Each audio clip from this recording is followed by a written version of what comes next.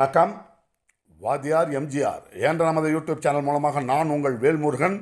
விடியா திமுக ஆட்சியில் தமிழக மக்களை உயிரோடு விளையாடுவதே அவர்களுக்கு வேலையாக போயிடுச்சுங்க. ஒரே நாளில் 7 இடங்களில் அரசு பேருந்துகள் விபத்துக்குள்ளாகி 15 தமிழக மக்கள் உயிரிழந்திருக்கிறார்கள். திட்டக்குடியில் ஒரு டயர், அரசு பேருந்தினுடைய முன்பக்க டயர் வெடித்ததில் பேருந்து தாறுமாறாக ஓடி எதிரே வந்த பல கார்கள் மீது மோதி 9 பேர் உயிரிழந்திருக்கிறாங்க.